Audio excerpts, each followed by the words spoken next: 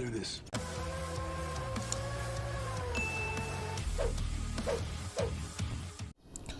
नमस्कार दोस्तों, जय हिंद, वंदे मातरम, भारत माता की जय। मैं मोहन मेहरा, मेहरा क्लासेस में आप सभी का स्वागत करता हूं।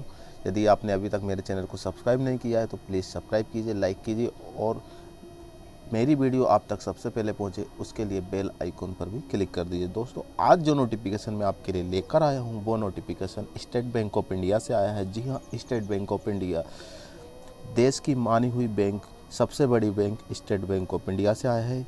स्टेट बैंक ऑफ इंडिया में SBI अप्रेंटिस रिक्रूटमेंट 2020। जी हाँ, यदि कोई कैंडिडेट बैंक में नौकरी करना चाहता है, बैंक में नौकरी करने का शौकीन है, तो उसके लिए ये आज के लिए बहुत बड़ी खबर है उनके लिए। SBI apprentice recruitment 2020। जी हाँ, रिक्रूटमेंट आ चुका है अप्रेंटिस का 2020 में। इसके बाद एनी ग्रेजुएट कैन अप्लाई, इसमें कोई भी ग्रेजुएट किया है किसी ने वो अप्लाई कर सकता है। Then application begin 20 November 2020 to 10 December 2020।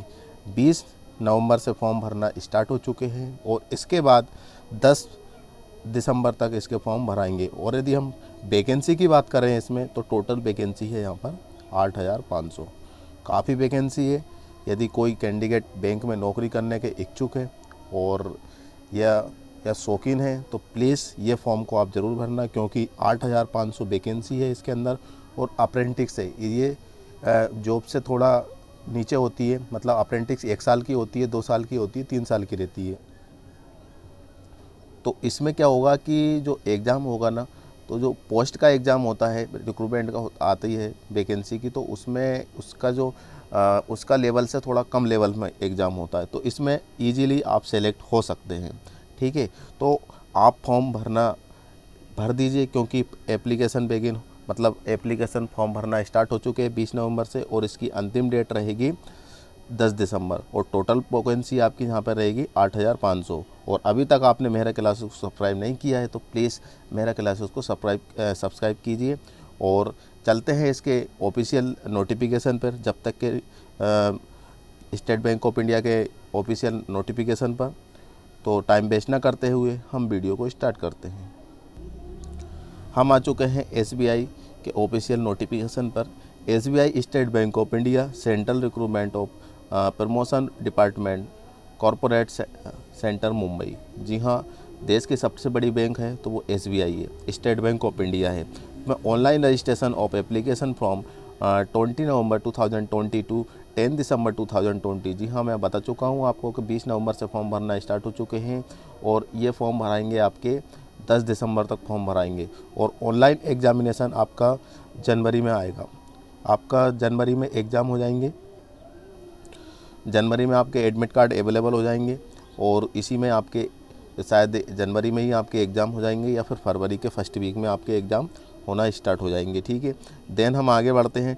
यहाँ पे दिया है कि a local language any tentative of number of training seats. ठीक है, अब यहाँ पे स्टेट दे रखे हैं और स्टेट में लोकल जो लैंग्वेज होती है, जैसे कि गुजरात में गुजराती बोली जाती है, आंध्र प्रदेश में तेलुगु एंड उर्दू बोली जाती है, कर्नाटक में कन्नड़ा बोली जाती है, मध्य प्रदेश में हिंदी बोली जाती है, छत्तीसगढ़ में भी हिंदी बोली जाती है। तो यहाँ पे लोकल लैंग्वेज के अकॉर्डिंग लोकल लैंग्वेज में सीट कितनी है उसमें वैकेंसी बताई गई है। जैसे कि गुजरात में गुजराती बोली जाती है तो यहाँ पे SC कैटेगरी के लिए 33 सीट है, ST कैटेगरी के लिए 72 सीट है, OBC कैटेगरी के लिए 129 सीट है, EWS के लिए 48 सीट्स है, UR जनरल कैटेगरी के लिए यहाँ पे 198 सीट है। और टोटल पोस्ट की बात करें तो इसमें 480 पोस्ट है और यहाँ पे डिसेबिलिटी वाली पोस्ट है। ठीक है, यदि हम मध्य प्रदेश की बात करते हैं तो मध्य प्रदेश में हिंदी बोली जाती है, यहाँ पर लोकल लैंग्वेज क्या है, हिंदी है। और इसमें SC कैटेगरी में सीट कितनी है, 64, ST कैटेगरी में जहाँ पर 86 है, OBC कैटेगरी की बात करें तो हम 64 सीट है यहाँ पर, और EWS में बात करें तो 43 सीट्स आपको देखने को दिख रही है। और UR जनरल कैटेगरी में आपको 173 पोस्ट है और टोटल पोस्ट है यहाँ पर आपकी 430 पोस्ट है यहाँ पर। ठीक है, टोटल पोस्ट है मध्य प्रदेश में कितनी है, 430 पोस्ट है। छत्तीसगढ़ में हिंदी के लिए तो 10, ST कैटेगरी के लिए 28, OBC कैटेगरी के लिए 5, EWS के लिए 9। तो दोस्तों इसमें क्या है कि सभी स्टेट की वैकेंसी है, सभी स्टेट वाले फॉर्म भर सकते हैं। सेंट्रल गवर्नमेंट की पोस्ट है ये, और स्टेट बैंक ऑफ इंडिया की सभी स्टेटों में ब्रांचेस है, तो सभी जगह पर इसकी सीट अवेलेबल है। और ऐसा नहीं है कि मध्य प्रदेश के रहने वाले हैं तो वो छत्तीसगढ़ में नहीं भर सकते, गुजरात में नहीं भर सकते, कर्नाटक में नहीं भर सकते, उनके लिए भी फॉर्म अप्लाई कर सकते हैं। मध्य प्रदेश का रहने वाले हैं तो वो कर्नाटक के लिए भी अप्लाई कर सकते हैं, और इसके बाद छत्तीसगढ़ के लिए भी अप्लाई कर सकते हैं। आपका जो चॉइस है वो आप इसमें फॉर्म डाल सकते हैं इसके अकॉर्डिंग। देन यदि आप एससी कैटेगरी की बात करें तो एससी कैटेगरी में देखने को मिल रही है मध्य प्रदेश में 64, और यहाँ पर जनरल कैटेगरी में कितनी है 173। तो यदि वह अपना एससी कैटेगरी का सर्टिफिकेट नहीं लगाएंगे तो वो जनरल कैटेगरी में आ जाएगा, तो वह जनरल कैटेगरी से भी वह फॉर्म डाल सकता है। कोई कैंडिडेट एससी एसटी ओबीसी वाला है और वो चाहे तो ओबीसी जनरल कैटेगरी से फॉर्म डाल सकता है, ठीक है। देन हम बात करते हैं सभी स्टेटों में, तो सभी स्टेटों में पोस्ट लोकल लैंग्वेज के अकॉर्डिंग यहाँ पे पोस्ट दी गई है। जैसे कि यहाँ पे देख लीजिए कि राजस्थान में बात करते हो, राजस्थान में भी हिंदी ही बोली जाती है, और एससी कैटेगरी के लिए यहाँ पे 122 पोस्ट है, और एसटी के लिए 93, ओबीसी के लिए यहाँ पे 144, और जनरल कैटेगरी के लिए यहाँ पे 289 पोस्ट है, और टोटल पोस्ट है यहाँ पे 720 पोस्ट है, और ये सब डिसेबिलिटी की पोस्ट है। तो टोटल पोस्ट है राजस्थान में कितनी है यहाँ पर 720 पोस्ट है। तो सभी स्टेट में 29 स्टेट है अपने देश के अंदर, तो 29 स्टेट में ही टोटल पोस्ट है, और 29 स्टेट में ही आप कोई भी स्टेट में फॉर्म डाल सकते हैं। और टोटल पोस्ट की बात करते हैं तो टोटल पोस्ट यहाँ पे आपको 8500 पोस्ट है। टोटल पोस्ट है 8500, भारी पोस्ट है दोस्तों, काफ़ी पोस्ट है। आप चाहो तो अच्छे से तैयारी करके इसमें सेलेक्ट हो सकते हो। अब इसके बाद हम आगे बढ़ते हैं कि आगे यहाँ पे दिया है कि the district wise breakup of number of seats where. दोस्तों थोड़ा मेरा स्वास्थ्य सही नहीं है, इसलिए मेरी आवाज़ थोड़ी आपको भारी भारी सी लग रही है सर्दी जुकाम की वजह से, तो इसके लिए मैं माफ़ी चाहता हूँ। तो यहाँ पे दिया है कि the district wise breakup of number of seats where training will be given under of candidates will be given option choose any the perfect district of applied seats at the time of registration. देखिए ये क्या दे रखा है कि यहाँ पे आपका centre रहेगा। सेंटर से मतलब ये है कि आपकी जो अप्रेंटिस होने वाली है ना, इस स्टेटस में होने वाली है, इस स्टेट में।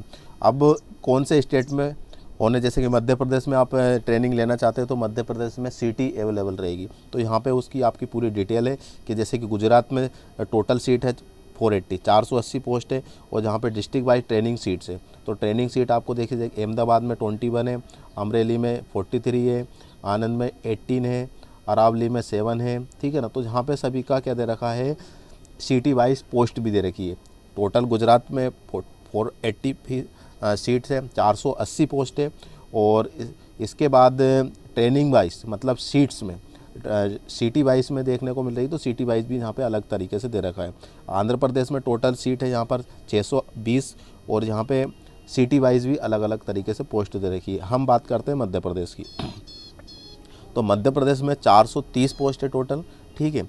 इसमें इंदौर में 11 है, खरगोन में 9 है, खंडवा में 10 है, धार में 11 है, झाबुआ में 3 है, और इसके बाद बरवानी में 11 है, मंदसौर में 12 है, नीमच में 9 है, और रतलाम में 15 है, उज्जैन में 15 है, आगर में 5 है, देवास में 13 है, शाजापुर में 11 है, राजगढ़ में 16 है, गुना में 12 है, शिवपुरी में 12 है। ये सब क्या है दोस्तों कि ये यहाँ पर स्टेट बैंक ऑफ इंडिया की ब्रांच है, तो ब्रांच में ही आपकी सीट अवेलेबल रहेगी। जैसे कि हम इंदौर में बात करें तो इंदौर में काफ़ी बड़ी सिटी है इंदौर, तो उसमें SBI की ब्रांच काफ़ी होगी, 10 होगी, 5 होगी, 2 होगी, 3 होगी, लेकिन एक तो नहीं होगी, एक से ज़्यादा ही होगी, क्वांटिटी में होगी। तो उसमें क्या दे रखा है, इंदौर में 11 है, तो उसी 11 कैंडिडेट को जहाँ पे ट्रेनिंग बेस में रखा जाएगा अप्रेंटिस के लिए, ठीक है। हम भोपाल की बात करें तो भोपाल किधर है, भोपाल जहाँ पे है, तो भोपाल में टोटल कितनी पोस्ट है, 4 पोस्ट है। तो भोपाल में जितनी भी स्टेट बैंक है, ठीक है ना, तो जितनी भी स्टेट बैंक है तो उसमें 4 पोस्ट रहेगी, 4 कैंडिडेट को सेलेक्ट किया जाएगा, ठीक है ना। और आप ऐसा नहीं है कि भोपाल में है तो आप इसमें 3 सेंटर चूज़ करना पड़ेंगे, जैसे इंदौर डाल सकते हैं, जहाँ से नंबर ऑफ ज़्यादा सीट रहती है वहाँ से आप डाल सकते हैं। तो भोपाल में तो 4 ही है, और यदि आप अच्छे से तैयारी करेंगे, अच्छे से अपनी एग्ज़ाम की तैयारी करेंगे तो आप सेलेक्ट हो सकते हैं। कम से कम पोस्ट में भी आप सेलेक्ट हो सकते हैं, क्योंकि nothing is impossible, everything is possible. तो इसके बाद हम बात करते हैं छत्तीसगढ़ की। तो छत्तीसगढ़ में भी इसी टाइप से आपको जहाँ पे वैकेंसी देखने को मिलेगी, ठीक है। वेस्ट बंगाल में भी, उड़ीसा में भी, ठीक है, ये यहाँ पे आपको इस टाइप से देखने को मिलने वाली है। अब हम आगे बढ़ते हैं इसके एज रिलेक्शन की बात करें तो मिनिमम 20 ईयर्स होना चाहिए आपकी एज, ठीक है ना। आपकी कम से कम 20 साल उम्र होना चाहिए एंड मैक्सिमम होना चाहिए 28 ईयर्स, ठीक है। आपकी एज होना चाहिए 20 ईयर्स मिनिमम और मैक्सिमम होना चाहिए 28 ईयर्स, जिसमें आपको एज रिलेक्शंस मिल जाएगा, आपकी एज में छूट मिल जाएगी। जो भी आप बैंक क्राइटेरिया के अकॉर्डिंग आपकी कैटेगरीज वाइज आपको छूट मिल जाएगी। जैसे जनरली की हम बात करें तो एससी और एसटी में 5 साल की छूट मिलती है दोस्तों, और इसके बाद ओबीसी में 3 साल की छूट मिलती है, और ईडब्ल्यूएस, पीडब्ल्यूडी, ठीक है, और भूतपूर्व सैनिक हो गया, रिटायरमेंट सैनिक जो भी है, उनके लिए भी छूट आपको मिल जाएगी। यदि कोई कैंडिडेट यदि बैंक में नौकरी करना चाहता है ईडब्ल्यूएस से और इसके बाद, तो उनको भी यहाँ पे छूट मिल जाएगी। इसके बाद आपका जो डेट काउंट की जाएगी, कब से की जाएगी, 31/10/2000 सॉरी यहाँ से दिया है कि has been born not earlier than 1/11/1992 and not later than 31/10/2000।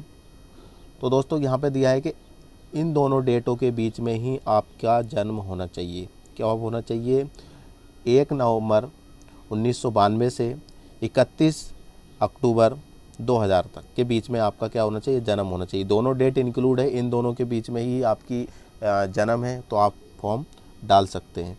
अब बात करते हैं कि एससी ओबीसी में जो छूट मिलने वाली है वो तो हमने बता चुके हैं आपको। अब इसके बाद हम आगे बढ़ते हैं। एजुकेशनल की बात करें कि आपकी क्वालिफ़िकेशन क्या होना चाहिए, ठीक है। मेन बात है कि कौन इसका फॉर्म डाल सकता है, कौन नहीं फॉर्म डाल सकता है। तो इसमें देखिए जहाँ पे दिया है कि education qualification as on 31 October 2020 graduate from any recognised university institutes. आपका सिर्फ ग्रेजुएट कंप्लीट होना चाहिए। क्या होना चाहिए, ग्रेजुएट कंप्लीट होना चाहिए, स्नातक कंप्लीट होना चाहिए। वो आपका किसी भी रिकॉग्नाइज्ड यूनिवर्सिटी से या इंस्टीट्यूट से होना चाहिए। ऐसा नहीं है पार्टिकुलर कोई भी एक रिकॉग्नाइज्ड यूनिवर्सिटी से होता है। आप किसी भी रिकॉग्नाइज्ड यूनिवर्सिटी से या इंस्टीट्यूट से आपका सिर्फ ग्रेजुएट कंप्लीट होना चाहिए, तो वह कैंडिडेट फॉर्म अप्लाई कर सकते हैं। इसके बाद ड्यूरेशन ऑफ ट्रेनिंग, आपकी ट्रेनिंग कितने टाइम की रहेगी, तो उसका टाइमिंग रहेगा आपका 3 years only for selected apprentice should be willing of quality in experience of IIBF during 3 years apprenticeship engagement in the bank. ठीक है दोस्तों, आपको 3 साल का अप्रेंटिस मिलने वाली है, और अप्रेंटिस कंप्लीट होने के बाद आप इजीली बैंक का काम सीख जाते हैं, तो आपको इजीली जॉब मिल भी सकती है या आपका खुद का बिजनेस भी चला सकते हैं। तो आपको जहाँ पे सिलेक्ट हो जाते हैं तो आपको 3 साल की अप्रेंटिस करना पड़ेंगे। और स्टिपेंड बेनिफिट्स, अब जहाँ पे स्टाइफन जो मिलने वाला है या सैलरी क्या है आपको या फिर जो भी है, तो उसका आपको यहाँ पे आपको पैसे मिलेंगे, सैलरी मिलेगी आपको पर मंथ मिलने वाली। तो वो कितनी मिलने वाली है, the apprentice are eligible for stipend of Rs 15,000 per month during first years, then 16,500 per month during second years and 90,000 per month during 3 years। ठीक है ना, अलग अलग फर्स्ट ईयर, सेकेंड ईयर और थर्ड ईयर तीनों में अलग अलग आपको सैलरी मिलने वाली है। जैसे फर्स्ट ईयर में आपको 15,000 मिलने वाली है, second year first year complete करने के बाद आपको 16,500 मिलेगी सेकेंड ईयर में, और सेकेंड ईयर क्लियर होने के बाद आपको डायरेक्ट 19,000 पेमेंट आपको मिलने वाली है 3 साल में। ठीक है ना। इसके बाद सिलेक्शन प्रोसेस, अब सिलेक्शन किस टाइप से होना है, selection for the engagement of apprentice would be based on the basic online written test for local language. ठीक है ना, सबसे मेन बात है कि ये बेसिक लैंग्वेज में हो रहा है और लोकल लैंग्वेज में हो रहा है, ऑनलाइन फॉर टेस्ट। आपका सिर्फ सिंपल सा टेस्ट लिया जाएगा, ठीक है ना, लेकिन वो आपका ऑनलाइन टेस्ट होगा। अब ऑनलाइन टेस्ट में क्या पूछा जाएगा आपसे, जनरल फाइनेंशियल अवेयरनेस। आपको यहाँ पे जनरल फाइनेंशियल अवेयरनेस के, जहाँ पे टोटल क्वेश्चन आपको 25 रहेंगे, मैक्सिमम मार्क्स इनके भी 25 रहेंगे, मतलब पर क्वेश्चन पर मार्क्स रहेंगे। एक क्वेश्चन आपका 1 मार्क्स का रहेगा और इसको करने के लिए आपको 25 मिनट मिलने वाले हैं। इसके बाद जनरल इंग्लिश की बात करते हैं हम, तो जनरल इंग्लिश में आपको 25 क्वेश्चन रहेंगे और 25 के ही आपके मार्क्स रहेंगे और आपको इसमें भी 15 मिनट का टाइम मिलने वाला है। क्वांटिटिव एप्टीट्यूड की बात करें हम, तो इसमें भी 25 क्वेश्चन रहेंगे और 25 मार्क्स रहेंगे और इसमें भी आपको 15 मिनट का टाइम मिलने वाला है। Reasoning ability and computer aptitude की बात करें तो यहाँ पे भी आपको 25 क्वेश्चन रहेंगे और इसके बाद आपको यहाँ पे 25 नंबर के ही रहेंगे, क्योंकि एक क्वेश्चन 1 मार्क्स का है और इसमें भी आपको 15 मार्क्स या 15 मिनट का आपको टाइम मिलने वाला है। और टोटल क्वेश्चन रहेंगे आपके यहाँ पे 100 और मैक्सिमम मार्क्स भी आपके 100, मतलब 100 क्वेश्चन 100 मार्क्स। और इसके बाद आपको जो टाइमिंग रहेगा 1 घंटे का रहेगा, ठीक है ना। तो आपको टोटल 1 घंटा मिलने वाला है और 100 क्वेश्चन मिल लेंगे, तो आपको इसको करना है। अब इस test will we have separate timing as mention above, ठीक है ना। ये टेस्ट आपको ट्रेनिंग मतलब मेंशन कर दिया जाएगा, हैव सेपरेट रहेगा। इसके बाद the question will be the bilingual, that is English and Hindi expert for the test was general English. There will the negative marks for wrong answer in the objective test 1/4 of marks, ठीक है ना। आपको क्या करना है कि आपका जो सेपरेट होगा, जैसे हिंदी इंग्लिश जो भी है लोकल लैंग्वेज में देखा जाए, लेकिन आप यदि गलत क्वेश्चन का सही आंसर देते हैं, गलत आंसर देते हैं, तो आपका इसमें पेनल्टी लगेगी आपकी, ठीक है ना। पेनल्टी में आपके 1/4 मार्क्स डिडक्ट होंगे आपके टोटल ऑफ मार्क्स में से। जैसे कि 1/4 का मतलब होता है कि यदि आपने 4 क्वेश्चन गलत किए तो 4 क्वेश्चन का आपका 1 नंबर माइनस हो जाएगा। जितने भी, जैसे कि आपने 10 नंबर सही किए तो आप 10 क्वेश्चन सही किए तो आपको 10 नंबर मिल गए, लेकिन इसमें से आपने 4 क्वेश्चन गलत कर दिए तो 4 क्वेश्चन का आपका 1 नंबर चला जाएगा, तो आपको टोटल कितने हो जाएंगे, 9 मार्क्स हो जाएंगे, ठीक है ना। तो आपके 1/4 का मतलब होता है कि 4 क्वेश्चन गलत करने पर आपका 1 नंबर आपका चला जाएगा, ठीक है। इसके बाद यदि हम आगे बात करते हैं, ST OBC PWD कैंडिडेट 5% का रिलेक्शन मिलने वाला है, मतलब मेरिट लिस्ट बनेगी। मेरिट लिस्ट आपकी कैटेगरी वाइज रहेगी, SC ST OBC और जनरल कैटेगरी, ठीक है ना।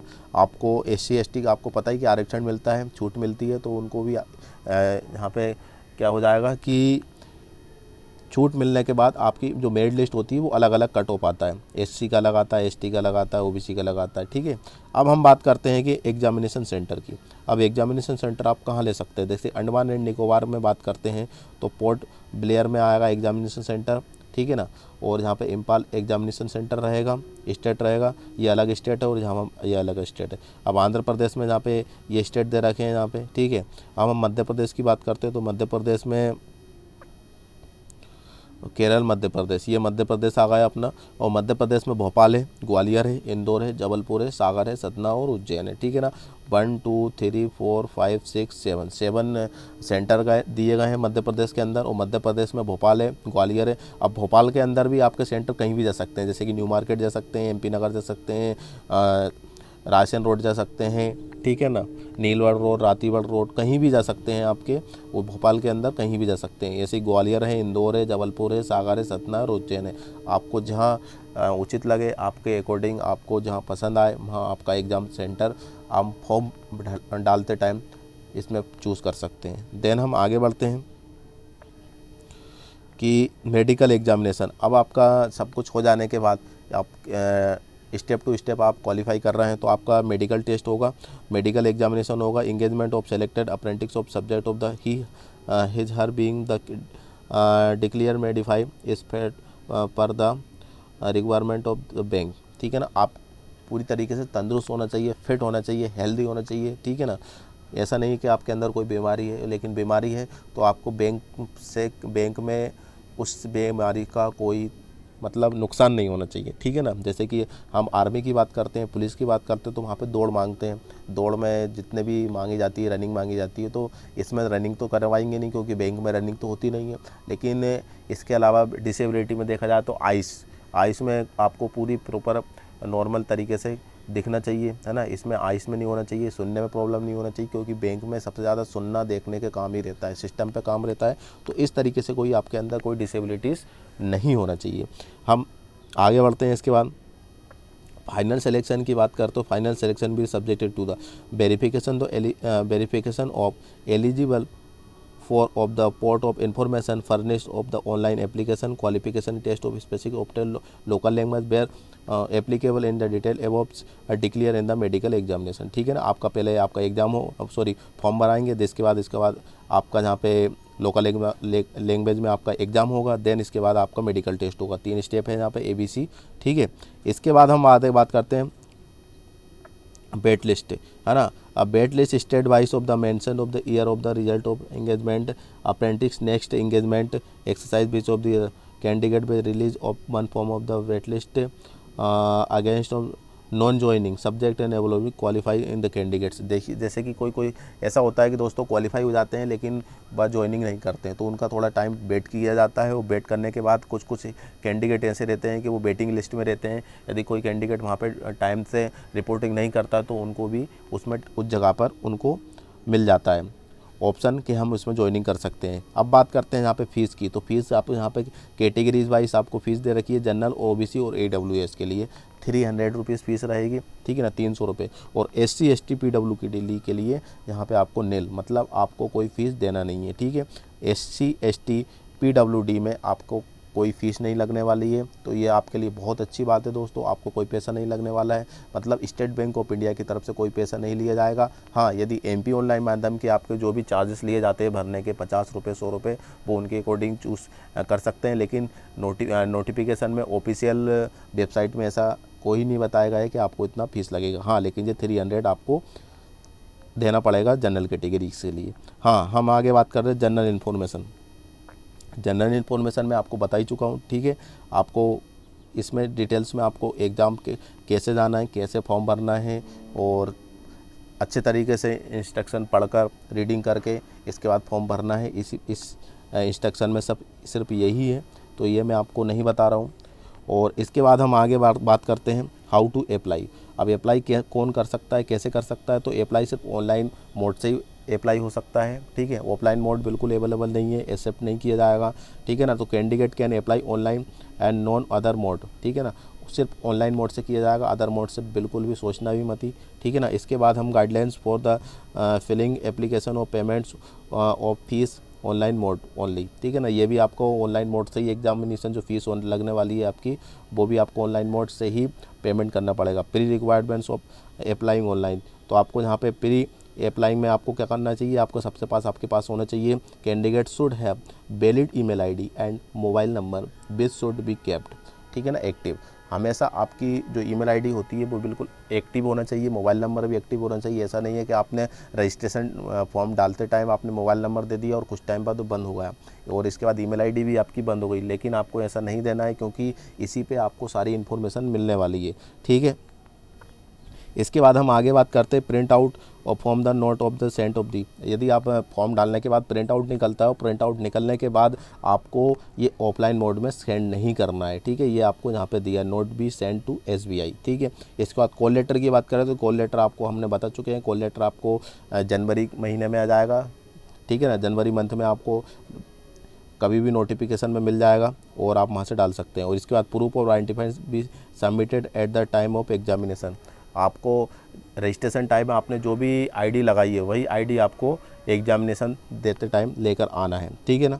इसके बाद against candidate and found guilty for the miss deduct, ठीक है ना। तो यहाँ से ऐसा कुछ नहीं है दोस्तों। इसके बाद गाइडलाइंस फॉर्म भरने के पूरा गाइडलाइंस दे रखी है, और यहाँ पे आपका जनरल मैनेजर CRPD दे रखा है। तो ये दोस्तों पूरा नोटिफिकेशन मैंने आपको बता दिया है, और उम्मीद करता हूँ कि आपको ये नोटिफिकेशन अच्छी तरीके से समझ में आया है। तो ये आपके लिए बहुत ही अच्छी बात है, बहुत ही बड़ी खबर है आपके लिए कि आपके लिए अप्रेंटिस का फॉर्म आया है, और ये बेसिक लेवल में इसका एग्ज़ाम होने वाला है। तो प्लीज़ प्लीज़ प्लीज़ आप इसका फॉर्म डालना। यदि आपके माइंड में फिर भी कोई डाउट आता है तो प्लीज़ मुझे यूट्यूब पर कमेंट बॉक्स में कमेंट भी कर सकते हैं। इंस्टाग्राम पर मुझे फॉलो कीजिए, फेसबुक पे पेज पर लाइक कीजिए, और कमेंट बॉक्स में मुझे कमेंट भी कर सकते हैं। मैं आपका जो भी डाउट होगा मैं पूरी कोशिश करूँगा डाउट को क्लियर करने की, और अभी तक आपने मेहरा क्लास को सब्सक्राइब नहीं किया है तो प्लीज़ सब्सक्राइब कीजिए, लाइक कीजिए और मेरे बेल आइकन को भी क्लिक कर दीजिए। और जो कैंडिडेट मेरे मेहरा क्लासेस को सब्सक्राइब कर चुके हैं, इस वीडियो को ज़्यादा से ज़्यादा शेयर करना ताकि ये इन्फॉर्मेशन सभी तक पहुंच सके। तो दोस्तों, आज के वीडियो यहीं पे एंड करते हैं। नई वीडियो में एक नए टॉपिक के साथ मिलते हैं। जब तक के लिए जय हिंद, वंदे मातरम, भारत माता की जय।